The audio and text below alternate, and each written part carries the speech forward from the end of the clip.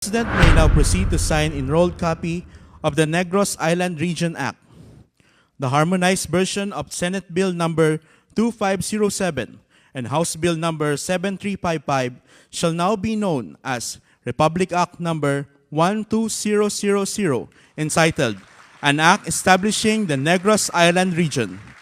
The establishment of the Negros Island Region unifies the provinces of Negros Occidental, Negros Oriental, and Siquijor into one administrative region.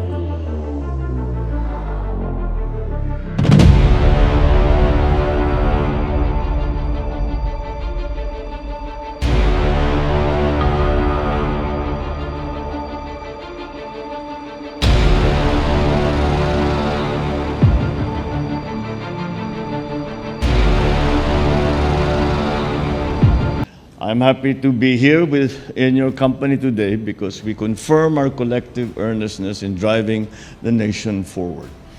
Today, we sign into law two bills: the Negros Island Region Act or the NIR Act, and the Real Property Valuation and Assessment Reform Act. These move us closer to attaining the vision of a resilient and a progressive and newer Philippines. First, we have the NIR Act, the law establishing the Negros Island Region. It will not only unify the provinces of Negros Occidental, including the city of Bacolod, Negros Oriental, and now Siquijor.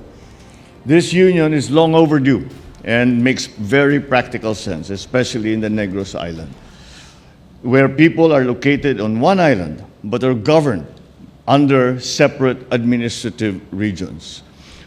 So for decades now, Negrenses have endured the rigors of sea travel, unnecessary expenses, bureaucratic red tape, inefficiency that this arrangement has brought, especially when there is a need to urgently access government services from regional centers on other islands. Equally glaring is the uneven growth and the disparity of funding between the two provinces, which share many of the same natural resources and industries, such as sugar, tourism, renewable energy. Today, thanks to the work of our legislators, the new Negros Island region will be a bulwark of greater growth, as well as a conduit for more effective and efficient delivery of essential services in the region. We envision as well the NIR as one of the centers of development in the Visayas, further accelerating socio-economic development for the millions of Negrenses and providing strategic convergence regarding resources, investments, and economic planning. Indeed, in unity there is always strength, and that is what we are building. And I trust that the people of the newly established Negros Island region will work together to complement each other's strengths to build a more united and flourishing Negrense community. And this is something that the national government will have to play a very large part in, and we pledge that assistance so that we can bring this new region up to speed as quickly as possible.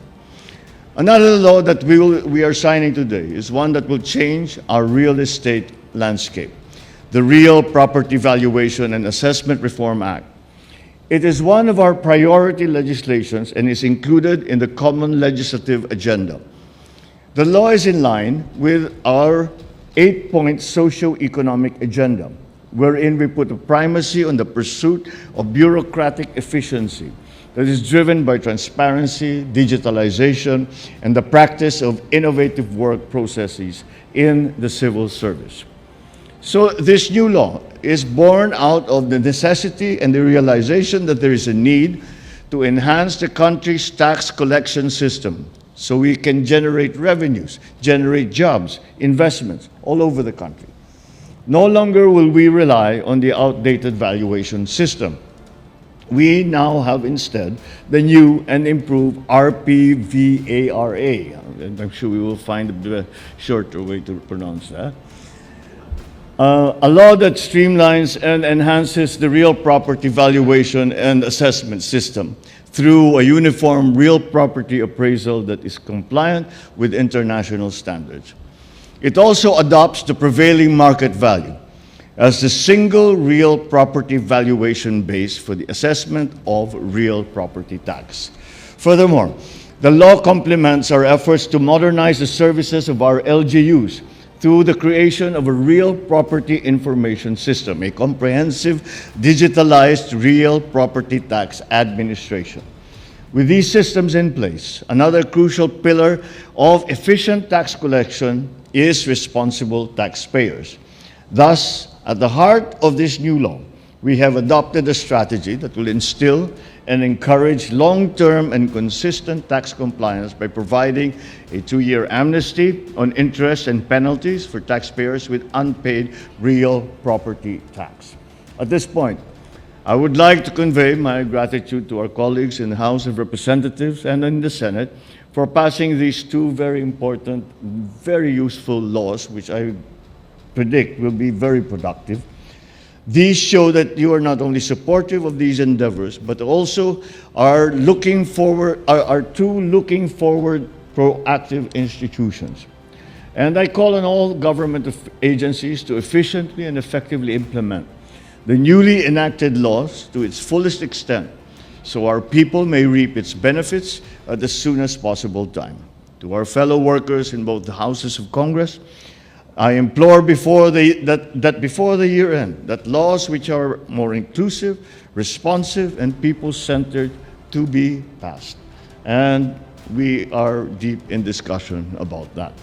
Our people are eagerly awaiting the passage of the 17 priority bills certified by LEDAC, which we will be discussing very, very soon, which, if passed and enacted, will steer our national development and improve the conditions of our fellow countrymen. So let's continue to collaborate and work closely on these matters. With the vision of the new Philippines and the cooperation of every bagong Pilipino, I'm confident we will achieve inclusive growth, a resilient society, and a globally competitive economy. Mabuhay ang bagong Pilipinas, mabuhay kayong lahat. Maraming salamat po at magandang hapon po sa inyo.